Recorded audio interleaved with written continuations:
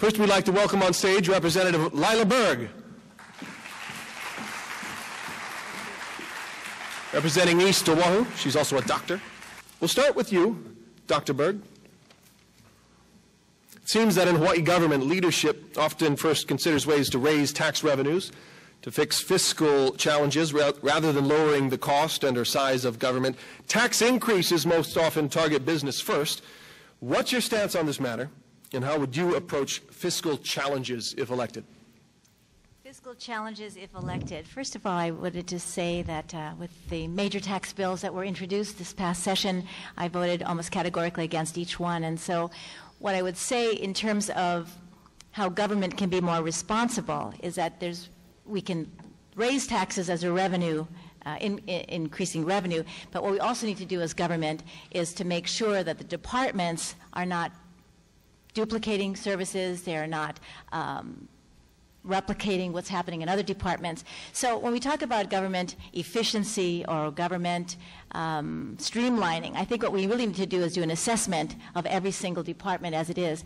Having been in the legislature for the last 6 years, I know that we've created many and requested many audits. I would like to be able to look at those audits and from an executive perspective make sure that the departments are not only fulfilling the recommendations of those audits, but also that we're being very, very critical of how our money is being spent right now. One of the things that I believe is that if we ran the government as a business, and I know that that's not a very common thought, that if we ran government like a business and began to take a look at are we more fiscally responsible with the resources we have, I believe that we would be able to be more creative, ask different questions, and in so doing, interest other businesses to come and provide more economic stability and revenue for our government. One of the things that I know to be true, having been in the Department of Education, is that there are many areas in that department, especially at the state level, that we can certainly curtail. Thank you. Our next question is about education. It's no secret Hawaii's test scores for students are relatively low, but there sure are a lot of different opinions about who or what needs to change. What are the top 1 or 2 issues in your opinion, and what would you do about them? Thank you. I think you'll see that besides the obvious difference, I'm also apart from the group because I have been in the classroom and also has been a school principal. I'd like to clarify before I go on, but your question was, what are the 2 top issues that we would be concerned about? And before I do that, I'd like to clarify also for the audience that we did not receive the race for the top. In fact, I was in Washington, D.C. Last month meeting with USDA Secretary, DOE Secretary Arne Duncan, because I wanted to hear from him directly where Hawaii stands. As a former school person and a teacher, was very disingenuous, I guess, disappointed in the fact that we are not aligned here. The unions, the governor, and the Board of Education, the DOE, made the decision for furlough, period. The legislature always had the money there. So if we talk about the 2 different changes that need to happen, or the 2 focuses, one is that we need to have a paradigm shift from status quo to focus on the learning of young people and learning of children from early childhood to adult learning in the community colleges. Having been a community college and a UH College of Ed professor myself, I think that we can address the need for jobs from that perspective of helping people redefine themselves to the education system. The other particular thing that we need to be focusing on, priority, is governance. An appointed school board most definitely would change the profile and change the energy of how decisions are made. The legislature should not be making decisions on policy for schools. That's the responsibility for the board. So if we're able to do that and to empower the school community councils to not have only advisory capacity, but approval capacity with the principals, I believe we will see changes at the classroom level, which is really where it matters. What happens to our children on a daily basis. One of the bills that I introduced that got passed this year into statute is to set and increase the instructional time for students. The union is not real thrilled, and those of you out there, I don't blame you because it will cost money. However, the children will be served, and that's what's important. Thank you. Thank you. Our next question is about agriculture. What would you do to boost the agriculture industry in the state of Hawaii, especially Kauai? Thank you for that question. Like all of my colleagues at the table, we have legislative experience, and we're all small business folks, and I think even maybe John Rickey is also a nonprofit CEO, as I have been.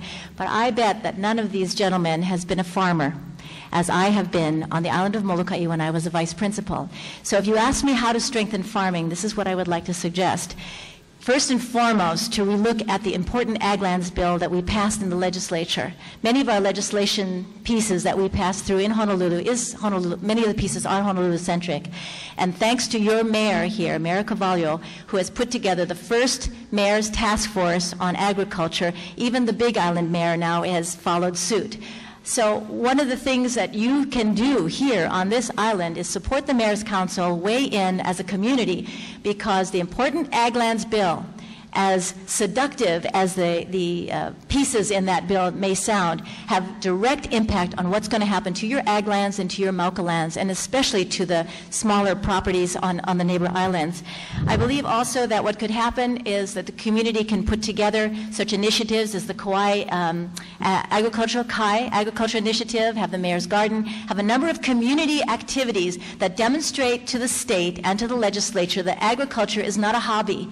Agriculture is a way of life, and agriculture must be what we preserve and ensure and restore. As an educator, a career educator, I would also encourage the schools to reinvent the ag departments. Our 4-H programs when I was on Molokai and in Kailua were absolutely stellar. You have one 4-H club here, I believe, that's a conglomeration of the different schools. It must come into every school. As well as strengthening the laws. One of the comments was that we have to empower the Water Commission. The Water Commission and the Land Commission are empowered. We have to enable them to have the kind of authority so that the laws are enforced. And the last thing that I would ask is for coherence between state and county zoning. Thank you. I'm just curious, what did you farm on Molokai? I raised goats and pigs and cows and turkeys. Wow. And we also planted edible crops, tomatoes and corn. That's a lot of work. Yeah, it is. It was fun. Representative Berg, Okay. what best describes your management and leadership style, and how would that affect your relationship with the next governor and the people of Hawaii? Probably the one word, if I came up with one noun that would describe my leadership style, is I'm a mother.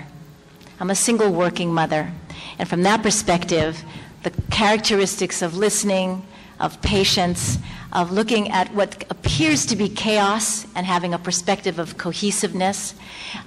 Very definitely a female's perspective is different than a male's. And I believe that the balance that's necessary in our state right now is one that can be afforded with a balanced team. One of the things that I'm most proud about is my son, who's visiting back from college, and he asked me about my work ethic, because as a teacher, administrator myself, and a mother, we don't sleep. You know, we think about ways in which we can improve and participate. From my role as a founder of Kids Voting Hawaii and a state coordinator of Project Citizen, what I believe to be true is that in communities, there's lots of answers there, and people have so much energy, as evidenced on every island, but particularly on this island.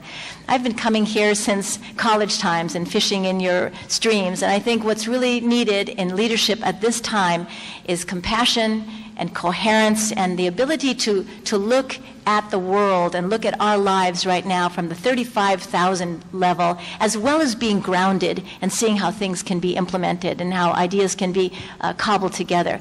So putting together the community talents and bringing together especially the voices of youth. Whenever a young person speaks, if we really listen, we might be surprised that they would give us a little bit of creativity that we hadn't thought about before. So my leadership style is one of tireless, sleepless nights, and a work ethic that says that we can dream, and we can put that dream into action as evidenced by what we have already, and always bringing people along and remembering that we live in Hawaii, that we have a host culture that gives us the values of aloha. It's time for our final remarks. Each candidate has 2 minutes, and we'll start with Representative Berg. Great, thank you. I stand before you because, as Abraham Lincoln said, there's no higher office than that of the citizen.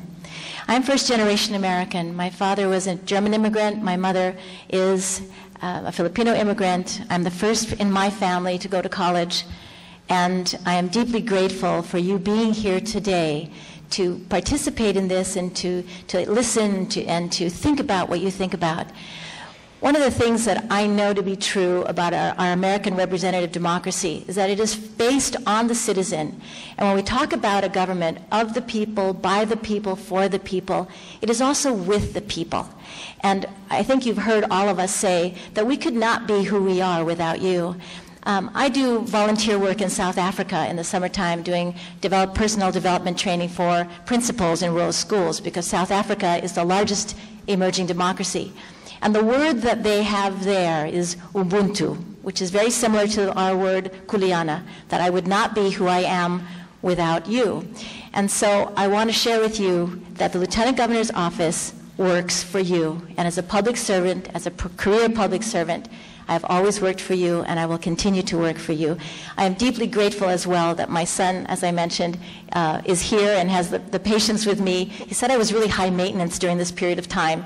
So if you happen to see me and you see me a little bit high maintenance, please do give me a hug. Give all of us a hug, because we are all working in this for you, and we do care very deeply about what happens to our state, and particularly the voice of the neighbor islands. So thank you so much for being here today. Aloha.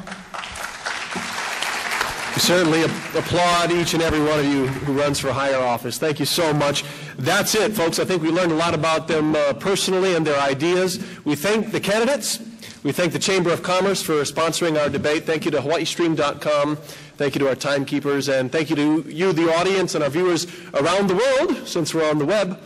And have a great night. Aloha, everybody.